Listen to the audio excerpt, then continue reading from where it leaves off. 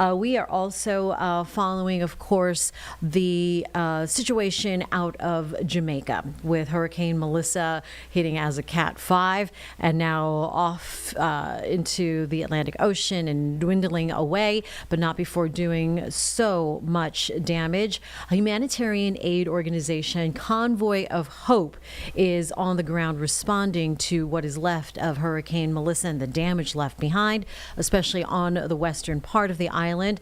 We have Ethan Foritz right now with Convoy of Hope, who is currently traveling right now with a convoy of trucks. Actually, I can see you driving through the west side of the island. Ethan, thanks for joining us here. Hey, it's good to be with you. Thanks for having me. Ethan, when did you get there and what are you seeing? Convoy of Hope has been here for days now, and the destruction really is intense. It is widespread across the west part of the island. I mean, when you think about a Category 5 storm with 185 mile per hour winds sustained, it's hard to imagine the damage that does, but it knocks down everything in its path. It rips roofs off houses. So people are right now living without any of the things that they're used to, the things that they need to sustain life. So they don't have food, they don't have water, they have no communication, they don't have hygiene items. Those are all of the things that Convoy of Hope is supplying. The roofs have been ripped off many homes, so they don't have shelter if their home is still standing. So it's a dire, desperate situation for the people of Jamaica here. This is the strongest, worst storm this island has ever seen, at least as far as recent history that we have recorded. So it's going to be a long-term response here, and the people are reeling. So Convoy of Hope is happy and thrilled to be able to be here, to be able to get some of those essential supplies to them just as quickly as we can. Ethan, give us a sense of the scale of supplies. I mean, pounds, tons of supplies in this convoy. How many families can benefit from this reach? Well, this is going to be a long-term response, so it's difficult to say right now because our supply is on.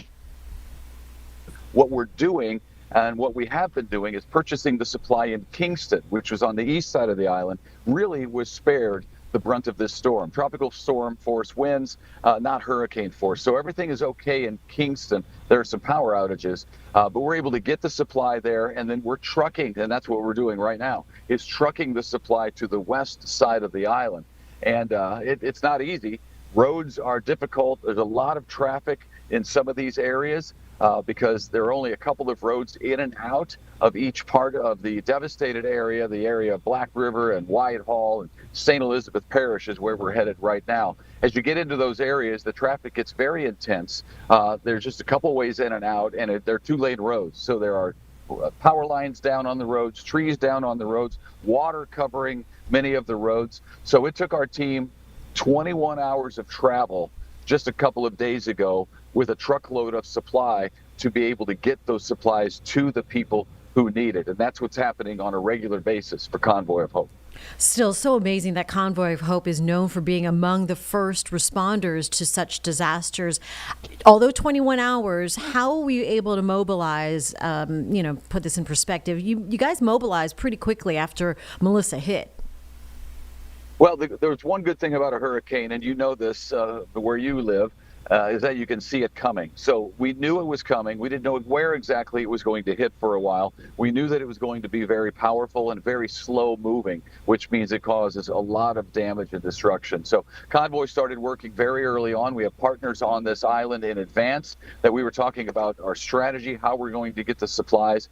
And then you get here and you start working through that, and new problems arise, and you work through those problems to get the supply to the people who need it. So that's what this convoy is about right now. We're on our way to the St. Elizabeth Parish area to deliver those supplies. And we have more supplies on the way. Generators arriving today with solar power so that they can be running. We have Starlink that we can attach to those generators to create hubs in communities with zero communication so that they can communicate now out and let people know that they're okay, whatever help that they may need, somebody can come in and maybe pull them out.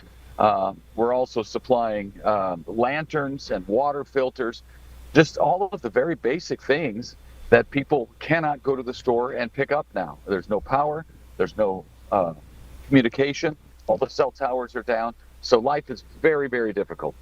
You know, although following the basic needs, for those who don't know, Convoy of Hope is also a faith-based organization. How does that mission, how does it differ in your approach in serving the needs of the folks out there?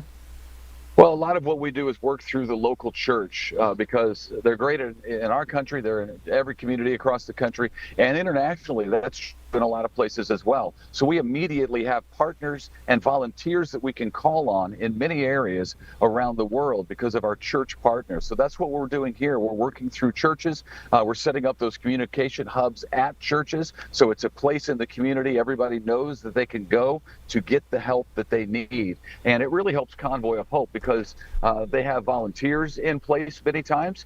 If their folks aren't affected too badly by the storm, that they're going to come out and they're going to volunteer and help us do what we do. So we don't have to fly in with an army from Convoy of Hope. We bring in people to supply and manage the distributions, and we bring in the supply. And then we rely on a lot of our network of churches and church partners to help us get that supply into communities where it's needed. No surprise, Ethan, that you've covered major disasters as a TV news anchor for 25 years. How does this compare in the coverage you've followed for other storms and the response?